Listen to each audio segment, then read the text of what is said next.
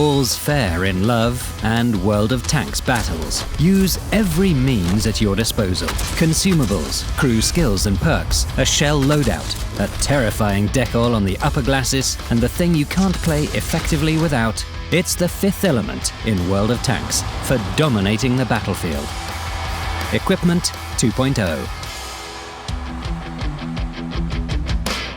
Equipment mechanics have recently undergone massive changes. We talked about this briefly in the developer diaries and the announcement of Equipment 2.0. Now, let's explore the new mechanics and explain all the details and nuances that'll help you understand the new equipment and answer many of your questions. Equipment in World of Tanks is divided into 4 categories, and vehicles starting from Tier 6 have a slot dedicated to a specific category. It provides a bonus for the equipment of its category, not including bounty and improved equipment. The firepower category is somewhat self-explanatory. It's all about causing damage in battle. It covers accuracy, stabilization, and damage per minute. Each gun requires a separate approach. In addition to the new equipment, there are also timeless classics such as the gun rammer, gun stabilizer, gun laying drive, and improved ventilation, the last of which is universal and relates to all 4 categories. This is a breath of fresh air for tanks with closed cabins, except for the Bat Chât SPG 15558. Yes, the cabin of this vehicle is now closed, but ventilation can't be mounted for old time's sake.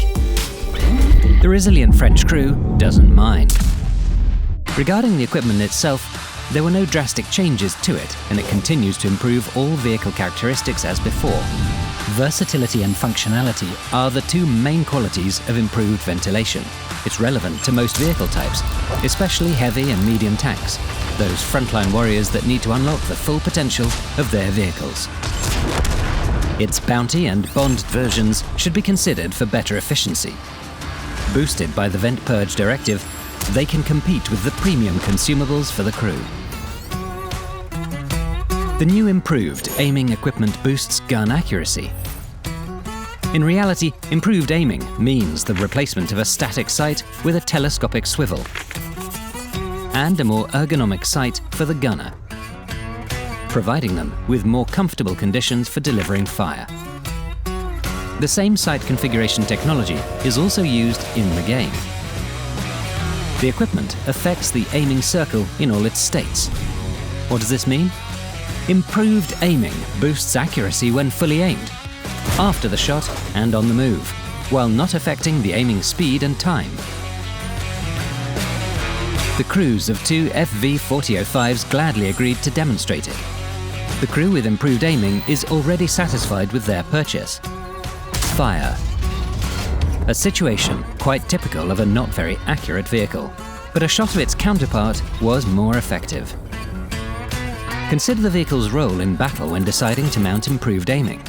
For example, support vehicles, such as powerful tank destroyers with high damage per shot but low accuracy. They can use the additional accuracy to deliver damage from a distance. Medium tanks that find it difficult to fight on the front line can use improved aiming to fire more accurately from the flanks. But improved aiming is not only for snipers. It can also help Vanguard tanks hit key weak points. The E100's turret bar won't hit itself after all.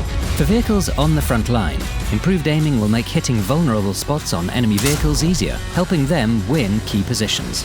When mounting it, you can be sure that a gunner in any vehicle will be grateful, your opponents won't enjoy your hits, and your allies will appreciate your contribution.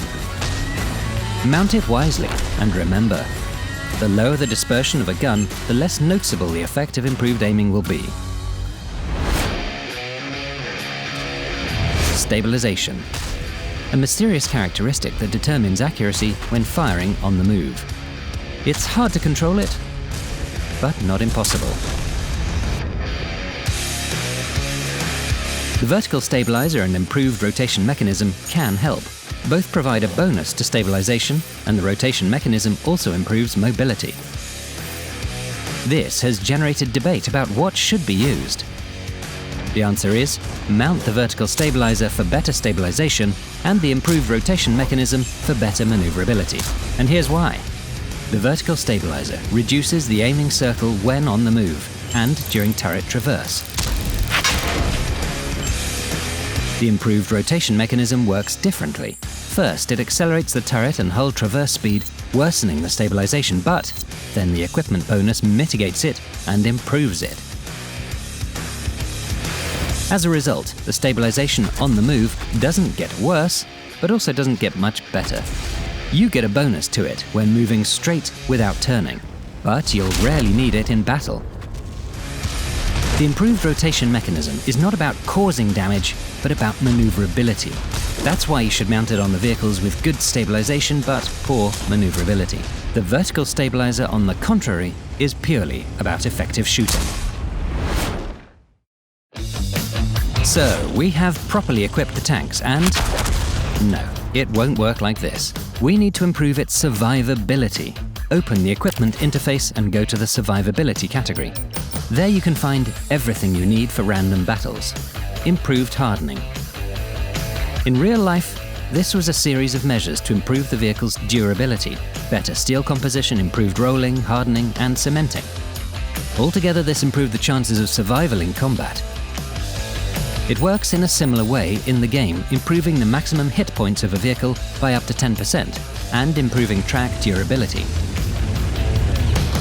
There are two mouses in the crash test. One has improved hardening, the other does not. There's a 300 hit point difference. Let's send in the musical T-57 heavy tanks. Here's the first drum. And another one. Metal scrapes, shells clank, but one mouse still remains. And it's not in a forgiving mood. In addition to more hit points, improved hardening also provides bonuses to the tracks. Remember all the times broken tracks cost you your vehicle? First of all, it improves track durability and repair speed. Let's take 3 differently equipped tanks. One with a crew trained to 100%, and one with a crew that has repair and brothers in arms. And now the same, but with equipment, including improved hardening. We'll pay special attention to it. Let's start. The difference can already be seen at the stage of destroying the track. The repair speed is so fast that you can save your repair kit for a real emergency. Also, the equipment fully restores the track's durability, making the subsequent attempts to destroy the track harder. A bonus to suspension load will also allow for mounting some modules without having to research suspension. Improved hardening is not the most effective equipment for medium and light tanks. It doesn't provide a great boost to hit points, only around 8% due to the low number of hit points of these vehicle types. And if someone destroys your track and outmaneuvers you, you might want to check that you're not playing a heavy tank. Modified configuration is a single piece of equipment in the game, but in real life it was a set of measures used by designers, engineers and tank crews to improve vehicle survivability. Let's demonstrate it in a live example. Soviet light and medium tanks were vulnerable in the front, at the fuel tank. When hit, it could explode or catch fire because of the flammable vapors that accumulated there. The solution was to fill the tank up to the top and disconnect it from the main fuel system. The fuel would come in from other fuel tanks at the rear. In this case, the frontal fuel tank wouldn't explode when hit, because there were no vapors there. The fuel would just spill out, giving the crew a chance to react and leave the vehicle or take other measures. The same survivability measures are taken in the game when the tank is equipped with modified configuration. When the fuel tank is destroyed, there'll be no fire. The module will only be damaged. But the next hit will cause a fire, unless you do something about it first. Modified configuration works the same way for the ammo rack and engine. Once per battle, it prevents the ammo rack from exploding, the destruction of the engine, or a fuel tank fire.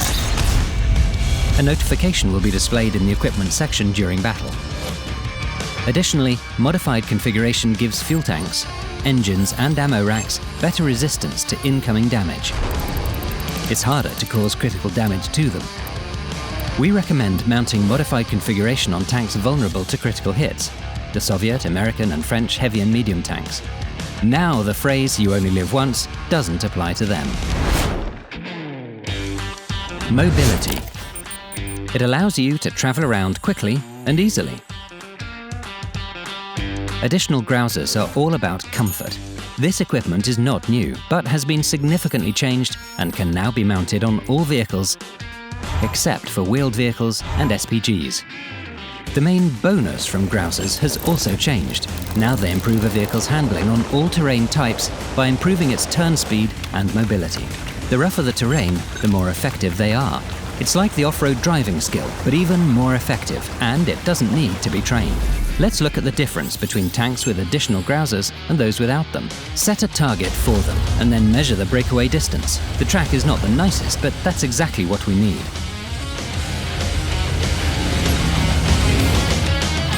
A 20-meter breakaway.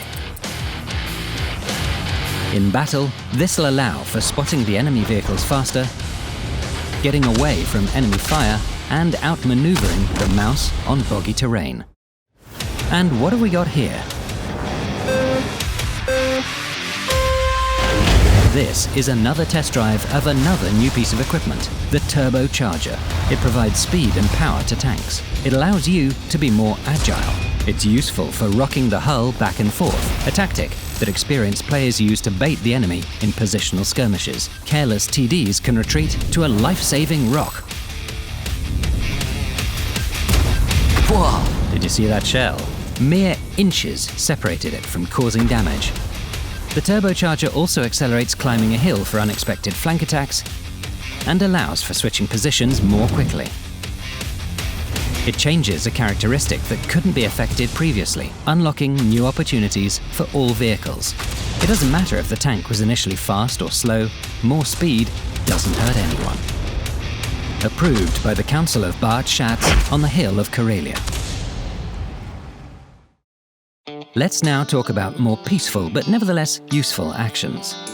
The last equipment category, scouting, offers the most opportunities for fighting without shells. Here, we dress up a tank to make it look like a bush. The low-noise exhaust system is equipment for concealing both stationary and moving vehicles. It's as simple as a bush on Malinovka. However, there is a nuance of using it together with the camouflage net. The thing is, the bonuses to concealment do not stack, and the largest one will be applied depending on whether you are on the move or not. So, it's better to make your choice. For active scouting, it's better to use the low-noise exhaust system and coated optics. Spotting and concealment, a strong combination. For passive scouting from one position, the best option is to use the camouflage net and binocular telescope. Regardless of your choice, remember that scouting is an art. Commander's Vision System. This is the equipment for the exposure of enemies. And here's the Soviet all-seeing eye, the T-100LT, to demonstrate it. This is a good spot to play hide and seek, an abundance of flora where the cunning French Bat Chât hides. Well, the bushes are no obstacle for us, because the Commander's Vision System decreases the foliage concealment coefficient within the view range radius. Our Soviet tank spots the opponent at 196 meters, while it would have to roll 35 meters closer without the Commander's Vision System. And if the French tank moves behind vegetation, it'll be spotted even earlier. That's because another exposure bonus from the equipment activates. That decreases the concealment of the enemy vehicle on the move.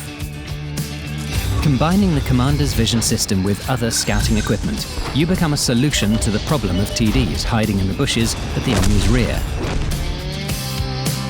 The improved radio set is based on the gunner's designated target perk, but has a significant difference. The effect of this radio set works not only for the enemies spotted within your gun arc, but all enemies you've spotted.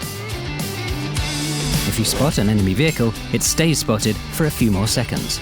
Your allies don't need to guess their maneuvers, which is also good for you because allied shots at the enemy will bring you experience for assisted damage. This equipment also works in the opposite direction. If you're spotted, your time of being spotted decreases for the enemy. It works perfectly in situations where you need to cross a dangerous zone. But if an opponent also has the improved radio set, their bonuses will overlap with yours. They'll stop being spotted for you and your allies as if the equipment was not mounted. It works the same way for you if the enemy with the radio set spots you. It's good when everything is in its place. If you want to switch the equipment on a vehicle, you can do it for free. This will allow for experimenting with sets of equipment and bonuses from a special slot. Now you know a bit more about the new equipment than you did 15 minutes ago. So now it's time to apply this knowledge in battle. Challenge the traditional, experiment, and find the ideal combination. Customize your vehicle and make it your embodiment in World of Tanks.